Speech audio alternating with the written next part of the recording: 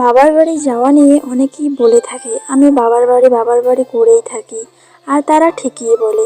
আমার বাবা মার কোনো ছেলে নেই, শুধু আমরা 3 বোন। তাই আমরা যদি বাবার বাড়ি না করি তাহলে কে করবে? বাবা আর মা বাড়িতে দুজনেই একা থাকে, ওদেরও মন কেমন করে, তাই বাবার বাড়ি একটু বেশি যাওয়ার চেষ্টা করি। যে বাড়িতে জন্ম নিয়েছি সেই বাড়ির টান তো থাকবেই, সেটা শুধুমাত্র আমি নয়, প্রত্যেকটা মেয়েদেরই কিন্তু টান থাকে। আমাদের 3 বোনকে মানুষ করতে গিয়েই বাবা মা অনেক সম্পত্তি সুখ বিসর্জন করেছে, যেটা আমরা চোখের সামনে দেখেই বড় হয়েছি। আর আমরা বাবা মায়ের জন্য কিছুই করতে পারিনি। ছেলেরা তো বাবার বাড়িতেই থাকে, বিয়ের পর বউ নিয়ে বাবার বাড়িতেই থাকে, তবে একটা মেয়ে তো নিজের বাড়ি ছেড়ে নিজের মা বাবাকে ছেড়ে আসে। এই কষ্টটা ছেলেরা বুঝতেই চায় না। মেয়েরা বাবার বাড়ি থেকে চলে গেলে মেয়ে বাবা মা কষ্ট ধরাই হয় না সমাজে।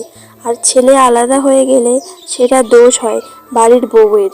ছেলে বাবা মার কাছ থেকে দূরে চলে গেলে এটা সমাজে প্রাধান্য পায় এবং দুঃখ বলে ধরা হয়। মেয়েরা বাবার বাড়ি ছেড়ে যেতেই হবে, এটা নিয়ম। তবে সেই মেয়েটাকে বাবার বাড়ি যাওয়া নিয়ে এত কথা শুনতে হয় কেন?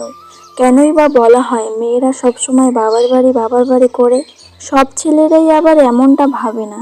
যারা বুদ্ধিমান তারাই বোঝে মেয়েদের কষ্ট। তবে কম ছেলেই আছে যে মেয়েদের কষ্ট বোঝে। আমি বরের টাকায় মা বাবাকে কিছু দিতে চাই না, আমি আমার নিজের টাকাতেই দিতে চাই। হয়তো এখনো এত বড় হয়ে উঠিনি, তবে জীবনে যদি কখনো সফল হই অবশ্যই আমি মা বাবার জন্য কিছু করব। আর আমি জানি আমার বর কখনোই আমাকে বাধা দেবে না। তো ভাত বসিয়ে দিয়ে আমি কিন্তু আমার ঘর গোছাচ্ছিলাম। প্রতিদিন একই রকম ঘরের অবস্থা দেখতে ভালো লাগে না, নতুন নতুন করে ঘর সাজালে কিন্তু অনেক ভালো লাগে। আর এদিকে কাজ করতে করতে আমার কিন্তু ভাত হয়ে গেছে, এখন আমি ভাতের মাড়ি ছেঁকে নিব। তারপর আবার গিয়ে আমি কিন্তু আমার জামা কাপড় বের করে আমি আবার গোছাচ্ছিলাম। তো আজকে কিন্তু আমি আমার ঘরের গেট আপ চেঞ্জ করছিলাম। তো এদিকে কিন্তু আমার রান্না কমপ্লিট হয়ে গেছে। আর আমি রান্না করতে করতে কিন্তু টুকিটাকি কাজ করেই থাকি।